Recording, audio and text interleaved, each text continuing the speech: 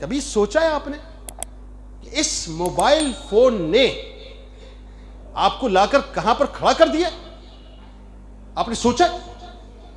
یعنی یہ میں عموماً ایک جملہ کہتا ہوں، یہ ایک ٹائم بام ہے. یہ موبائل فون ایک ٹائم بام ہے جو آپ نے اپنی سوسائٹی میں پلانٹ کر دیا ہے، اور یہ بلاسٹ ہو کر رہے گا. اس میں کوئی دوسری رائے نہیں ہے، اور یہ بلاسٹ ہو رہا ہے. مورل ویلیوز، ایتھیکل ویلیوز پہ کیا لیکچر دوں میں آپ کو؟ ہر شخص خود اپنے بارے میں بہتر جانتا ہے. میں اپنا سب سے بڑا منصف ہوں، مجھے معلوم ہے کہ میں کیا ہوں. یہ موبائل فون، اگر ایک لمحہ مجھے دیں اجازت، یہ موبائل فون، یہ ایک سمبولکلی میں بات کر رہا ہوں، ان کے موبائل فون کی نہیں، سمبولکلی بات کر رہا ہوں. یہ موبائل فون میرے پاس ہے، مجھے پتا ہے اس موبائل فون کے اندر کیا کیا ہے. میں نے آپ سے کہا کہ باتیں میں کروں گا تو شاید آپ کے کانوں سے دھواں نکلنا شروع ہو. مجھے پتا ہے اس موبائل کے اندر کیا کیا ہے. میں جانتا ہوں، یہ میرا موبائل فون ہے، مجھے پتا ہے میں نے اس کے اندر کیا کیا ڈاؤن لوڈ کیا ہوا ہے. میں جانتا ہوں کہ اس کی سرچ ہسٹری کیا ہے، میں کیا کیا سرچ کرتا ہوں یہ مجھے معلوم ہے. میں جانتا ہوں کہ میں اپنے ایئرپوڈز لگا کے، چونکہ کسی کو آواز نہیں جا رہی، میں کلاس روم کے اندر بیٹھ کے، گھر کے اندر بیٹھ کے، اپنے روم کے اندر بیٹھ کے، خلوت میں بیٹھ کے میں کیا کیا دیکھ رہا ہوتا ہوں. ایون جلوت میں بیٹھ کے میں کیا دیکھ رہا ہوتا ہوں، کسی کے اچھے کو نہیں پتا چلے گا کہ میں کیا دیکھ رہا ہوتا ہوں. صاحب چھوڑ دیجئے، کن مورل ویلیوز کی بات کر رہے ہیں؟ ہم سب جو ہیں، ہم سب اللہ ماشاءاللہ جو محفوظ ہیں، لیکن اصل بات یہ ہے کہ ہم سب جو ہیں وہ اپنے آپ کو اس پیڈسٹل سے اتار چکے جنہیں آپ مورل ویلیوز کا پیڈسٹل کہتے ہیں. تباہ برباد کر کے رکھ دیا. اب ذرا آ جائیے اسی بات کی طرف. اس میں وائی فائی بھی ہے، اس میں پیکج بھی ہے، انٹرنیٹ کنیکٹیویٹی بھی ہے، سب کچھ ہے. مجھے معلوم ہے کہ میں کیا دیکھ رہا ہوں، ایسا ہی ہے نا؟ اور میں یہ سمجھ رہا ہوں کہ مجھے کوئی نہیں دیکھ رہا. نہیں، یہی تو سب سے بڑی میری غلطی ہے. یہاں پہ آ کے میں غلطی کر جاتا ہوں. میں یہ سمجھنے کو کیوں تیار نہیں ہوں کہ اس انسٹیٹیوٹ میں لگا وہ کیمرہ مجھے دیکھ رہا ہے. اس کے خوف سے میں کسی خاتون سے بات نہیں کرتا، یا کوئی خاتون مجھ سے بات نہیں کرتی، اس لیے کہ وہ کیمرہ لگا ہوا ہے. میں کہیں اس میں ریکارڈ نہ ہو جاؤں. لیکن میں اس بات کو سمجھنے کو تیار نہیں ہوں کہ جس وقت میں موبائل فون کو آن کر کے کچھ دیکھ رہا ہوتا ہوں، کوئی دیکھے نہ دیکھے، میرا رب اس وقت مجھے دیکھ رہا ہوتا ہے.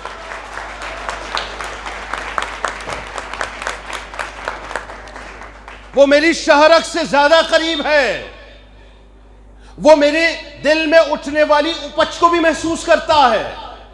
اس کو معلوم ہے کہ میں اس وقت خیر کی بات سوچ رہا ہوں یا شر کی بات سوچ رہا ہوں.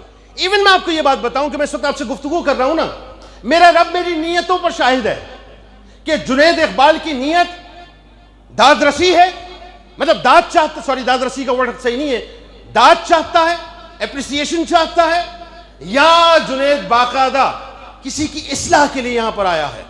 میرا رب جانتا ہے کہ میری نیت کیا ہے. دیکھیں، میں آپ کو یہاں پر بیٹھ کے جو ہے نا جال سازی کی بڑی باتیں کر سکتا تھا. میں آپ سے کہتا، جیسے آج ہوتا ہے ظاہر، میں کسی کا نام، اچھا میری ایک عادت ہے، ایک تو ایک ہمارے یہاں اور بڑا پرابلم شروع ہو گیا ہے آج کل. یہ اتنی بڑی تباہی ہے، اتنی بڑی تباہی ہے. لوگوں نے اپنے اپنے پیجز بنا لیے. کوئی فیس بک پہ بیٹھا ہوا ہے، کوئی یوٹیوب پہ بیٹھا ہوا ہے، کوئی انسٹاگرام پہ بیٹھا ہوا ہے. اس نے آپ کے لیے یہ کہا، اب میں اس کو یہ کہوں گا. اس نے آپ کے لیے یہ کہا، اب جواب میں یہ دوں گا. اور کمال یہ ہے کہ سب دین کا لبادہ اوڑے میں. یعنی آپ دیکھیے، ایک دوسرے پر تبصرہ، ایک دوسرے پر لعن طعن، ایک دوسرے کی غیبت، ایک دوسرے کو متون کرنا. ارے کاہے کو کر رہے ہو بھائی؟ کاہے کو کر رہے ہو؟ چند ویوز کے لیے؟ چند لائکس کے لیے؟ چند لوگوں کی اپریسیشن کے لیے؟ چند ڈالرز کے لیے؟ چند ڈالرز کے لیے؟ ذرا سوچئے تو صحیح کہ ہم بنیادی طور پہ اپنے آپ کو لا کر کھڑا کہاں کر چکے ہیں. یعنی مجھے افسوس ہوتا ہے، مجھے کہنے دیجئے یہ جملہ، اور یہ اتنی باریک بات میں کرنے جا رہا ہوں، اور اللہ کرے میں بات آپ تک پہنچا دوں. آپ میں سے کتنے لوگوں کا فیس بک اکاؤنٹ ہے؟ میرا خیال ہے سبھی کا ہوگا. ہاتھ اٹھا کے بتائیے ذرا, ہاتھ اٹھا کے بتائیے, ہینڈ ریز کیجیے. اوہو میں برا نہیں کہوں گا کچھ بھی, ہاتھ ہینڈ ریز کیجیے جس کے اکاؤنٹ سے بتائیے. اچھا, کتنے لوگوں کی یوٹیوب اکاؤنٹس ہیں؟ کچھ کم لوگوں کے ہوں گے. انسٹاگرام پہ کتنے لوگ ہیں؟ فائن. اب آپ کو میں ایک بات بتاؤں, آپ محسوس کیجیے گا. ٹویٹر پہ کتنے لوگ ہیں یہ بتائیے. چلیں اوکے. اچھا, میں ان چاروں جگہوں پہ موجود ہوں. میں صرف یہ دیکھتا ہوں ٹویٹر پہ ٹرینڈ چلتا ہے گالی گلوچ کا, اور آپ دیکھیے کہ اس گالی گلوچ کے ٹرینڈ کو باقاعدہ انٹرٹین کیا جاتا ہے. یعنی معاشرہ آپ کا اس حد تک ورسٹ ہو چکا ہے کہ آج ہمارے ہاں باقاعدہ گالی گلوچ کی اور کریکٹر اسیسینیشن کے ٹرینڈز چلتے ہیں. اور کمال کیا ہے, معاذ اللہ کمال تو نہیں کہا جائے گا, لیکن افسوس کا مقام یہ ہے کہ لوگ اس کے اندر باقاعدہ شامل ہوتے ہیں.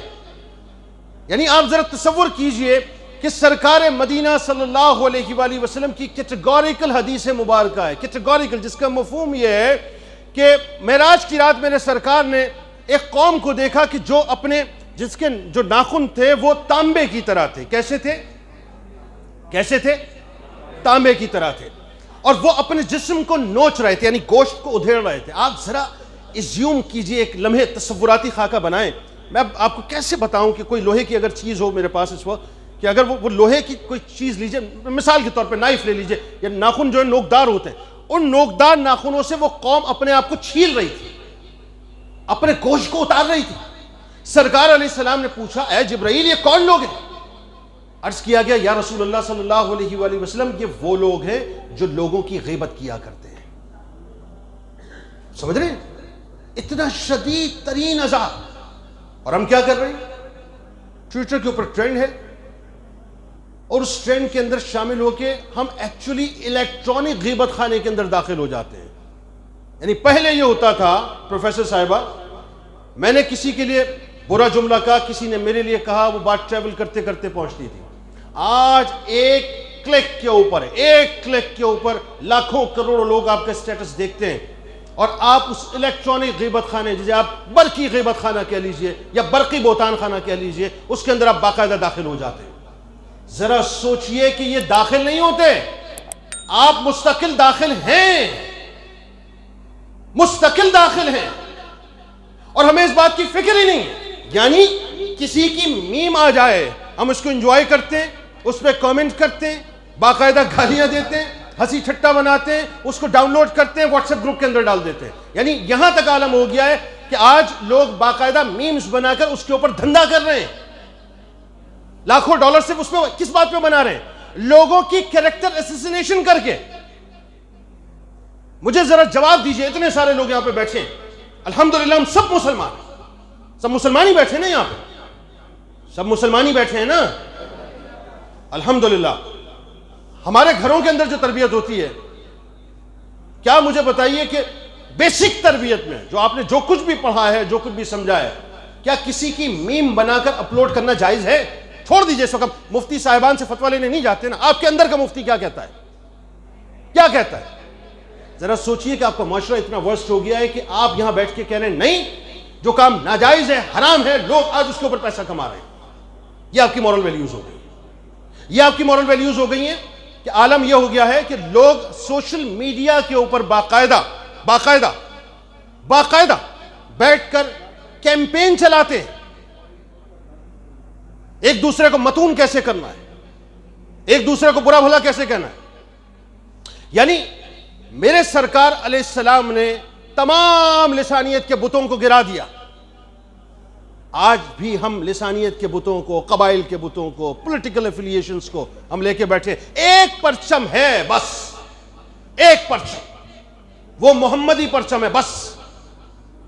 باقی ساری باتیں آپ سمجھ لیجئے کہ ایک ایسا خواب ہے جو آپ کو بلا وجہ تنگ کرتے ہیں, اور کچھ نہیں, کچھ نہیں, یہ سراب ہے سب کچھ. لیکن ہوتا کیا ہے, پولیٹیکل ایفیلیشن میں ہم اس حد تک بغض میں چلے گئے ہیں کہ ہمیں معلوم ہی نہیں ہے, ہم کسی کے بارے میں جانتے بھی نہیں ہیں, ہم ملے بھی نہیں ہیں, ہم نے تحقیق بھی نہیں کی ہے, لیکن ہم جو ہے اس کے کپڑے اتارنا شروع کر دیتے ہیں, کپڑے اتارنا شروع کر دیتے ہیں, اس کو برا بھلا کہنا شروع کر دیتے ہیں. مورل ویلیوز آپ کے خاندانی نظام میں, میں اور آپ میں ابھی بات کر رہا تھا، غالباً آپ سے بات ہو رہی تھی.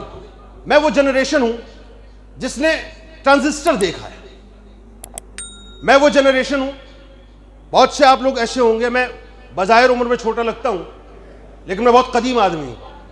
تو وہ مجھے بہت سے لوگوں سے جب میں آج پوچھتا ہوں تو ان کو پتہ ہی نہیں ہے کہ جی یہ کوئی ڈبے والا ٹی وی بھی آتا تھا. یا بہت سے لوگوں کو ہی نہیں پتا کہ جب پہلا موبائل فون آیا تھا تو وہ اتنا بڑا جو ہے موبائل فون تھا جس کا 4 یا 5 کلو ویٹ ہوتا تھا، مطلب کسی کے سر پہ مار دیا جائے اس کا سر پھٹ جائے. تو ہم نے تو وہ سارا دور دیکھا. ہم وہ دور دیکھنے والے لوگ ہیں، یا ہم نے وہ دور دیکھا ہے کہ چھتوں پہ چڑھ کے باقاعدہ ہم جو ہے تار سے اینٹینا کو صحیح کیا کرتے تھے. وہ دور ہم نے دیکھا ہے. آپ لوگوں کو شاید یاد ہو یا نہ ہو لیکن مجھے آج تک یاد ہے. اور میں بھی پروفیسر صاحب سے یہ بات کہہ رہا تھا، نانا نانی کا لمس، دادا دادی کا لمس، خالہ کا لمس، پھپھو کا لمس، پھپھا کا لمس، ماموں کا لمس، چاچا کا لمس، تایا کا لمس. آپ میں سے کتنے لوگ ہیں مجھے بتائیے کہ جن کو یہ لمس میسر آیا؟ ہاتھ اٹھا کے بتائیں. جنرل بات کیجئے گا. 50% بھی نہیں رہ گئے. اگر ٹوٹیلٹی میں دیکھو تو شاید 10 یا 12% لوگ ہوں گے. یہ جو پوت ہے نا جی، یہ جو 10-12% رہ گئی ہے، مجھ تک معاملہ یہ تھا کہ 100% ریشیو تھا. میرے بعد صورتحال یہ ہو گئی ہے. اگلی جو جنریشن آئے گی، میں ایک جملہ عموماً کہتا ہوں کہ ہمارے بزرگ پروفیسر صاحبہ جیسے لوگ ہیں. ہمارے بزرگ پروفیسر صاحبہ جیسے لوگ ہیں. بدقسمتی ہے ہمارے بعد کی جنریشن کے لیے کہ ہم ان کے بزرگ ہوں گے. بدقسمتی ہے. آپ آج تصور کر سکتے ہیں کہ باپ جو ہے وہ ذرا لاؤڈ ہو کے اپنی اولاد سے بات کر لے؟ بتائیے کیسا سناٹا ہے. یہ ہے وہ تبدیلی جس نے معاشرے کی فیبریکیشن کو تباہ کر کے رکھ دیا ہے، جس نے آپ کو غیر محسوس طریقے سے ایک اشتہار دکھایا کہ ایک بچی ہے جو اپنے باپ سے یہ کہتی ہے کہ میں کھیلنے جانا چاہتی ہوں. باپ منع کرتا ہے، وہ باپ کے اگینسٹ جاتی ہے، وہ کھیل کر جیت کر کامیاب ہو کے لوٹ کے واپس آتی ہے، باپ کے منہ پر آ کر ایک تماچا مارتی ہے اور کہتی ہے کہ تم غلط تھے، میں صحیح تھا. آج آپ کے اور میرے اندر جو ہے وہ ساری سوچ پیدا کر دی گئی ہے. معاشرہ اخلاقی طور پہ ہمارا تباہ ہو چکا ہے. مان لیجیے اس بات. آج کسی تائے میں، کسی چاچے میں، کسی مامے میں، کسی پھپھو میں، پھپھا میں یہ ہمت نہیں ہے کہ آپ کی کاؤنسلنگ کر سکے، کیونکہ پلٹ کے نوجوان کہتا ہے تم کون؟ میں اپنی زندگی کا مالک ہوں، میں اپنی زندگی کی مالکہ ہوں. عالم یہ ہو گیا ہے، مجھے معذرت کے ساتھ کہنے دیجئے کہ ہم اپنے والدین کو بھی جو ہے 2 ٹکے کا کر دیتے ہیں. 2 ٹکے کا کر دیتے ہیں. ان کو بھی یہ بتلا دیتے ہیں کہ تمہاری اوقات یہ، بس اتنا کام کرو.